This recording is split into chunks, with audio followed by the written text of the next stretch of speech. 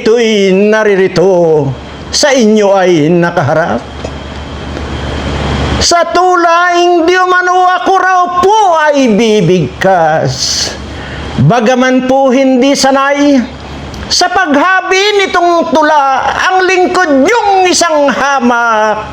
Nawa ngayoy maging dapat. Ay, sandali. Akala ko nasa balagtasan ako. Wala. Akala ko nasa balagtasan ako. Sorry. At nag-i-imagine na ako na kung nasa balagtasan ba. Bago po tayo magpatuloy ay muli ko pong pinapahatid ang aking mapagpalang pagbati sa lahat po ng aking mga subscribers, followers at mga viewers na sana po ay malayo kayo sa lahat ng uri ng kapahamakan. Ano man sakit, ano mang uri ng problema, sana po mailayo sa inyo or lalayo sa inyo ang mga problema yan. Bagkos, kung kayo man po ay may mga matitinding mga sakit, sana manawari lumipat na dito sa mga politikong mga kawatan para matudas na ang mga kademonyuhan. Ayan, at ayan po, at tuloy-tuloy na po tayo. Mamaya ko po sasabihin dito kung sino po yung nanalo doon sa ating pinahulaan na binigay ko rin yung sagot. Di ba?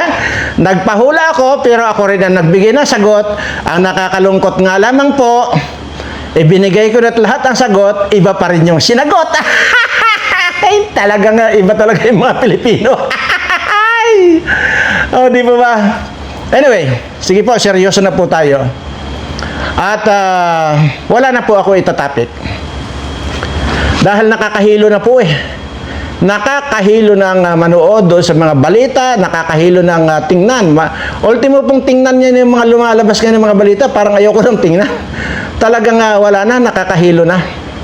At talagang hindi mo na matake yung mga kademonyuhan at mga kagaguhan ng mga animal na mga nagtatanggol din sa mga bangag na ito. Anyway, mapunta naman po tayo dito sa Channel 4, sa PTV4. Ayan. Nagpalabas po ang PTV4 na yung live daw, yung video na ipinalabas na nandoon si Tita Lisa. Ayan, ang problema po nito ngayon ay nahalata po kayo ng mga netizen. Ayan po, nagkalat na naman dyan yung mga kapiki-pikian ninyo. Imagine ninyo kung ano-anong mga pinagsasabi nyo dyan na nag-attend si Tita Lisa ko doon sa ganitong meeting. Yun pala, tapos hindi nyo tinanggal yung tarpaulin na nandoon sa likod niya. Ay, nabisto tuloy kayo. Grabe kayo, PTV4. At Mario, ano na lang po ang mangyayari sa ating kung ganito? Mario Joseph, nagpapakamatay kayong magtanggol, mag-cover up, kung ano na lang yung totoo. O di ba? Kung ano na lang yung totoo. Total, wala naman nagtatanong sa inyo, di ba?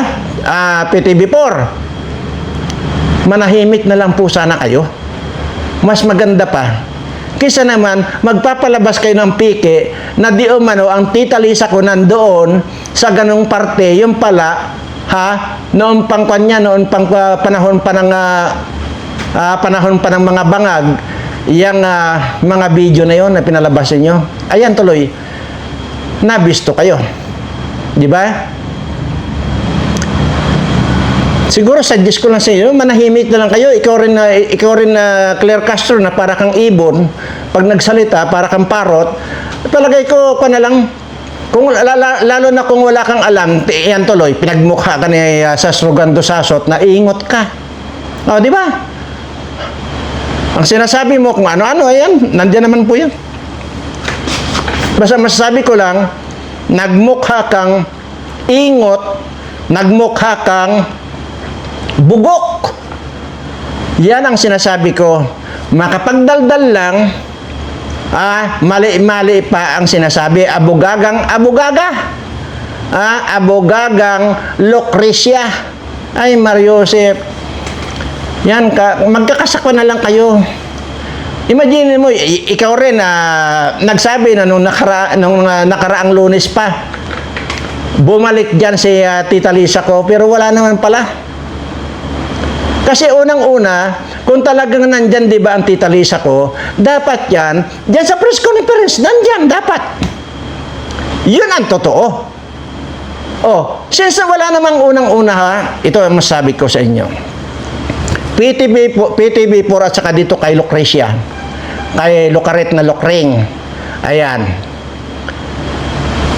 Mas maganda yung na lang kayo manahimik na lang kayo. Huwag nyo nang pagtakpan dahil alam na alam ng tao kung nasaan ang Tita Lisa ko. Okay. At saka isa pa, ano bang pakialam nito mga taong ito kung nasaan siya, di ba? Ay kung nasa ilalim na ng hukay yan, o nasa ilalim ng kung saan man yan, anong pakialam nitong mga taong ito? Ba't kailangan yung kung ano-anong mga kapiki-pikian ang ikukan? Tapos may mabibisto kayo. Ay, nakakahiya lang kayo, Diyos mio. Madidiscover na puro fake yung mga pinapalabas ninyo. Tanungin nyo kayong mga tao kung may pakialam dyan kay Tita Lisa ko. Unang-una, sasabihin lang nitong mga tao, ano bang pakialam namin dyan sa butod na yan? Di ba? Yan lang sasabihin nila. Walang pakialam yan. Ay, sasabihin lang naman, ano bang pakialam namin dyan sa butod na yan, kahit na pinusasan pa yan dyan, o ano pa yan, o kahit na suminghot man sa Amerika yan, kung ano-anong pagsisinghot, walang pakialam yung mga taong yan. Ha? Anong pakialam nila? Bakit? Kailangan nyo magpalabas ng kung ano-anong video para lang mapagtakpan ninyo kung nasaan ang Tita Lisa ko. Tapos madidiscover nila, pike. Ikaw, Lucrecia, na abogagang gaga, mag-aral ka muna. Kasi unang-una, ang una mong pag-aralan yung kung paano magsalita, yung speech, ika nga. Kasi, kung nagsasalita ka, para kang parot. Para kang ibon na parot. Ay, ganyan-ganyan ka. Ano ka? Paano ka maintindihan ng tao? Ito lamang ang tandaan ninyo. Huwag niyong inilalagay sa kahihiyan itong aking Tita Lisa. Diba? Kayo ang nagbibigay ng kahihiyan sa tita ko. Kahit mabutod yung tita ko na yan, ay mahal na mahal ko yan. At saka matalino yan, yung Tita Lisa ko. Kayo ang nagbibigay, ikalalo na ikaw, Lucrecia. Lucaret kang Lokring ka. Kayo, PTV4, kayo ang nagbibigay ng kahihiyan sa Tita Lisa ko. Kaya pag ako na-visit sa inyo, sisisiyantihin ko kayong lahat diyan. Ha? Baka pupuntahan ko ang Tita Lisa ko, sabihin ko, Tita Lisa, itong mga taong ito, walang kakwinta-kwinta yan, sila lalo ang nagpapahamak sa inyo. Lalo na itong abogagang gaga na ito, na parang ibon pag nagsasalita.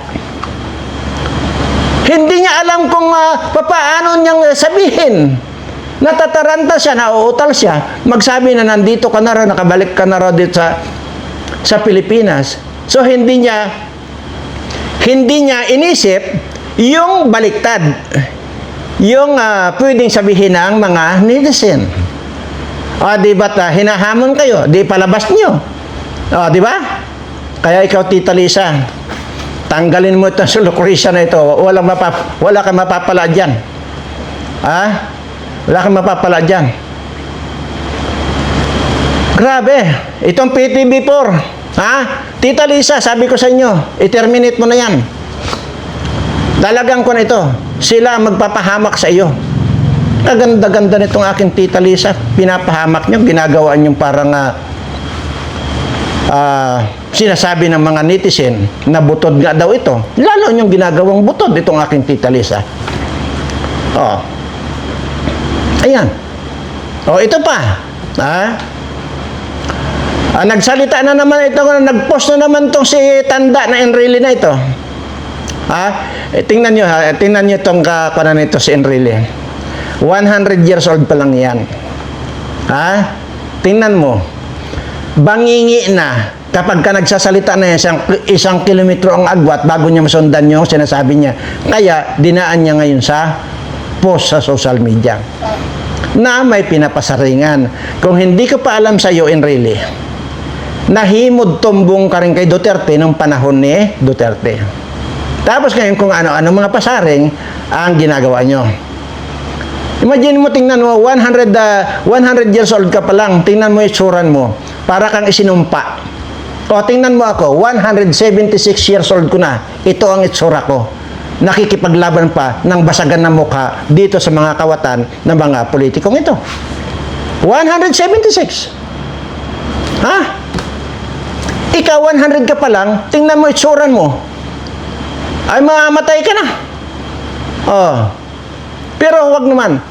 Hindi ko po sinasabing sana mamatay ka na. Wag po. Wag niyo pong payagan na mamatay dahil antayin niyo po muna na mailuklok ako diyan kung sakasakalit maging presidente ang aking ate Sara. Ay gusto kong buhay ka. Lahat ng mga yung lahat ng mga nang-api kay President Duterte, gusto kong makitang buhay. At that time na nandyan ako. Yan, gusto kong magbuhay. At walang mamamatay. Gusto ko ngayon hahaba pang buhay ninyo hanggat hindi ako na bibigyan ng posisyon ng ate Sara ko. Ayan. Ayan pa pala isa. Fake news daw ako dahil noong sinasabi kong 176 years old ko na, fake news daw ako. Ano ba pakialam mo? Akong sarili ko ang nagsasabi. Na 176 ko na. Anong pakialam mo? Ikaw ba ang may-ari ng katawan ko? At alam mo ang edad ko? So ako nagsasabi, kaya kong patunayan niya. Anong pustahan natin? Yung nagsabing fake news. Pagka mapatunayan ko sa inyo na 176 years old ko na, igagrinder ko yung ulo mo. Okay? Yan. Yan ang challenge na bibigay ko. Baka hindi kasi nyo nalalaman. Sa totoo lang po, mayroon pa, hanggang ngayon po, mayroon pang taong nabubuhay ng 250 years old. Kabi-birthday lang po niya. Para naman kayong mga gago. Nasaan na ba yun? Kabi-birthday lang ito eh. I see, nasa kabilang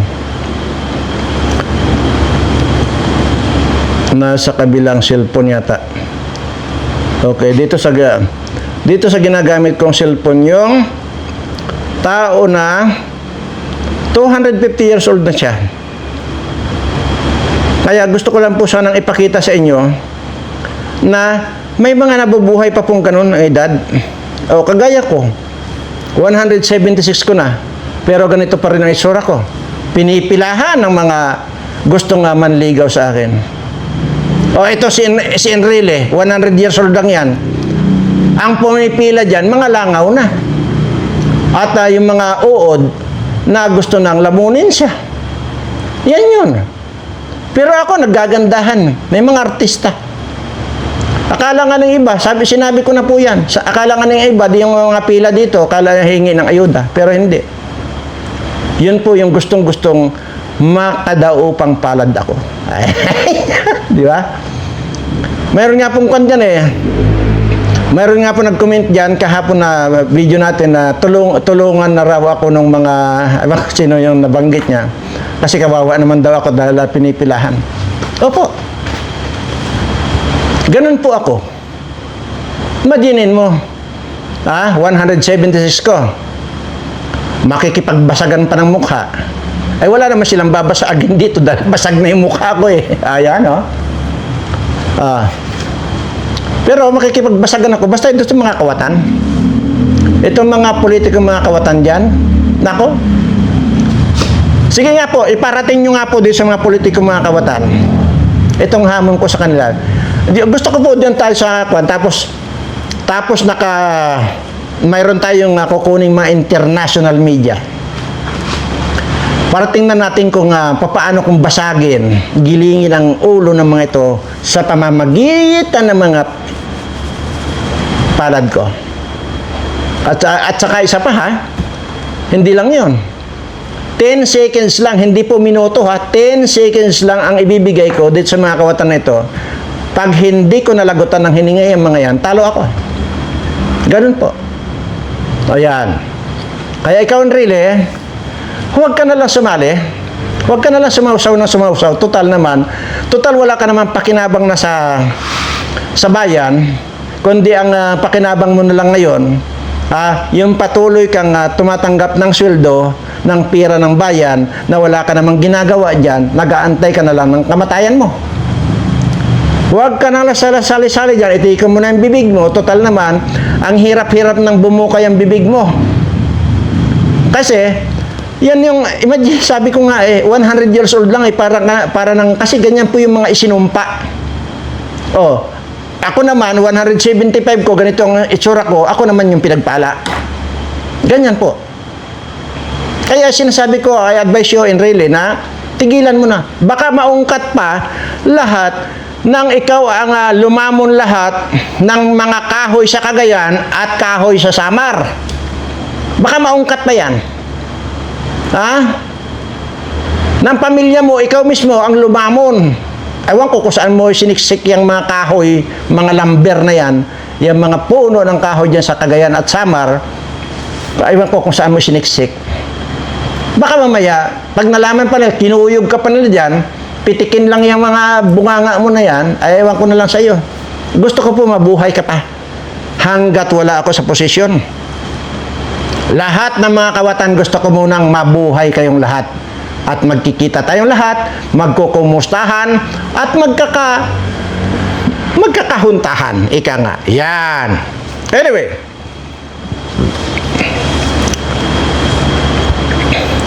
Yun pong nanalo. Kanina, yun pong nanalo sa ating game ay walang iba po kundi si, saan ba yun? Bakit? Ayan, ito, nandito. Bakit? Ganun. Ayan. Nancy Lumampaw. Ayan po Ito po yung pangalan niya. Ayan, Nancy Lumampaw. Yun po yung sagot niya, Netherlands. Ano po? Yan po sa taas at yan po yung sa baba yung pangalan niya, Nancy Lumampaw. Nancy Lumampaw. Actually po, may mga nagkuhan po dito, may mga nauna po sa kanya.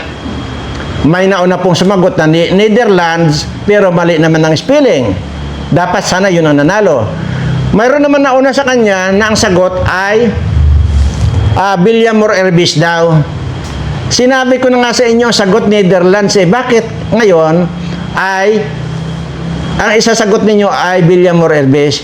Dito nyo po makikita yung talagang hindi nanonood, bibirada ka na. Yun po ang sinasabi ko, kahit kailan, hindi ka mananalo kung hindi mo tinatapos yung buong video. Dahil hindi mo naintindihan, hindi mo nalalaman na yun pala, ibinigay ko rin yung sagot. Yan po yung paulit-ulit ko sinasabi rito. Na kapag ka namigay na ako rito ng kamuting kahoy, kamuti ka. Maniwala ka sa akin.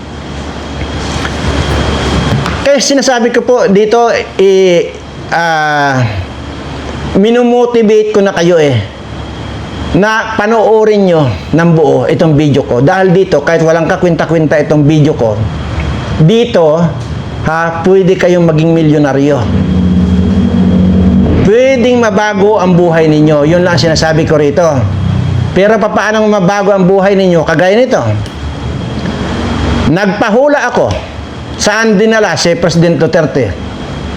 Bandang huli, sinabi ko ang sagot, Netherlands. Pero ang sinagot mo ay Villamor Erbis. So, ibig sabihin, hindi mo pinanood yung buong video. Yan po yung sinasabi ko. Kaya okay lang. Walang problema po yun. Dahil marami namang tumatalima doon sa mga itinuturo ko. Yun po ang kalagahan ng lagi ko sinasabi na tapusin ang video ng maintindihan. O, di ba? At saka isa po, yung tandaan po ninyo, ngayon pa lang kung kayo ay sasagot, dahil ito po, hindi lang po ito. Darating po tayo doon sa abutin natin dito ang 1.5 million. O baka isang kamuting dilaw mismo ang ibibigay ko sa inyo. Okay? Bago po kayo sumagot, i-search nyo muna yung tamang spelling. Hindi po ako tumatanggap ng hindi tama ang spelling. Yan po. Kagaya po nung una-unang nasagot, dapat siya ang unang nakasagot, pero yung Netherlands niya, mali ang spelling. So, kaya ito po ay, huli na po ito nakasagot itong sino yun? Si Nancy Lumampaw. Huli na po ito eh. Pero siya po yung nakasagot ng tama. So, natural, sa kanya natin ibibigay yung load. Ayan. Ito naman po ay 200 lang. Pero i-GCash po at kayo na po bahalang mag-load ng sa inyo. Okay. Ito po, si Nancy Lumampaw ay mag-message ka doon sa Tareq Hassan Mirza. Okay, Tareq Hassan Mirza ha. I-message mo doon yung tawag dito, GCash number mo at saka kumpletuhin nyo na. GCash number at saka kung sino yung nakapangalan doon sa GCash number, magpakilala. Ha? Ngayon, kung iba ang pangalan mo dito at iba yung pangalan mo, kagaya nung nakaraan na nagka-problema, iba yung nanalo, iba yung pangalan na nag-claim. Pero hiningan ko siya ng ID. So, nung nahinga ng ID, ayun, na-convince ako na siya ngayon. So, ngayon, para sigurado, i-send nyo yung GCash number kasama yung pangalan ng nakarehistro plus ngayon yung ID ninyo. Okay? Ganun lang yung kasimple. At ayoko na pong mangyari dito yung mga nakaraan pa na ang dami nag-claim na nasingitan kami. Ang ibig ko pong sabihin, nag-claim sila na hindi kanila. Ito namang sekretary ko, siyempre tiwala, bigay ng bigay, padala ng GCash, yung pala, hindi na pala yung totoong mangyari, totoong manalo. So, Nancy, ulitin ko lang po, Nancy Lumampaw. Ayan po Nancy Lumampaw. Yan. I-send nyo yung iyong GCash number at saka kung sino yung nakapangalan sa GCash number na yon, kasama po yung ID ninyo. Ayan, magpapatunay na ikaw ay si Nancy Lumampaw. Ayan. Ngayon, ito po yung aking iiwanang sasagutan nyo. Ayan. Baka tingnan nyo pansinin ninyo. Kayo na rin ang magbasa. Pansinin ninyo. Kahit na ibinigay ko yung sagot, mayroon pa rin talagang sasagot dyan ng mali. Ayan. Okay. Ito yung sasagutan nyo. Saan? Makinig mabuti. Saan ipinanganak si President Duterte? Yan. Yan yung tanong na dapat ninyong sagutin. O, ulitin ko. Saan ipinanganak si President Duterte? Ayan. Simple. Alam ko, mahihirapan kayo sumagot nito. Alam ko yan. Sigurado ako, marami sa inyo ang hindi makakasagot nito. Meron din naman makakasagot ang tama nito, pero baka hindi rin na nakapanood dito, ay hindi rin niya masagot. Pero sige. Ako na mismo ang magbibigay ng sagot. Na yun ang isulat ninyo dyan sa comment. Ipinanganak si President Duterte sa Leyte. Yan po yung sagot. Leyte. Yan. Tingnan nyo. Kasi sabi ko nga po rito, tanong ko, sagot ko, ibibigay ko sa inyo. Di ba? Ganon. Yung magbigay ka na rin lang, ibigay mo na ng dire-diretso, hindi yung pahihirapan mo pa yung manonood mo. Ganon lang yung kasimple. So, ang tanong saan ay pinanganak si President Duterte, binigay ko ang sagot, Leyte. Leyte lang po ang sagot ninyo kasi doon ay pinanganak si President Duterte. Pero tingnan nyo dyan, may magsasagot dyan ng Davao. Ganun tayo eh. Yan po yung sinasabi ko. Anyway, bago po tayo magpaalam ay nais ko po munang paalalahanan kayong lahat. Lalo na po itong ating mga viewers, subscriber na rin po dyan sa iba't ibang sulok ng daigdig natin. Pakaingat po kayo lagi dyan. At panatilihin po natin yung ating pagiging Pilipino. Alam niyo po ba kung bakit ko pinapaalala sa inyo ito na panatilihin natin yung ating pagiging Pilipino? Dahil po nagbigay po ng statement itong si Donald Trump na ang Pilipino raw ay mababait na, masisipag pa, at lahat ng katangian ng Pilipino ay nandito sa atin. Yan po. Kaya ko po pinalalahanan kayo kasi nga po dyan sa statement ni paring Trump. Ayan. Yan po. Kaya wag po tayong bagamat mayroon mga ilan po tayong mga kababayan medyo sabihin natin masama ugali. Wag po. Pag nandyan po kayo, bagkos po, ipakita po ninyo yung inyong pagiging masunurin sa inyong employer. Ayan. Para sa ganun, hindi kayo mapag-initan. Yan po lamang ang aking maipaalala sa inyo. Hanggang dyan lang po muna. At sana manawari, ayun pong lagi kong sinasambit dito na blessings na magmumula sa ating Panginoon ay ibigay na po sa inyo. Dito na po nagwawakas ang tula kong ginampanan. Sapagkat po ang lingkod nyo'y wala na pong maisipan. Inuulit ng lingkod nyong ako nga po'y hindi sanay palakpakan ng marami. Ngayon ko ay hinihintay. Maraming salamat po at mahal na mahal ko po kayong lahat.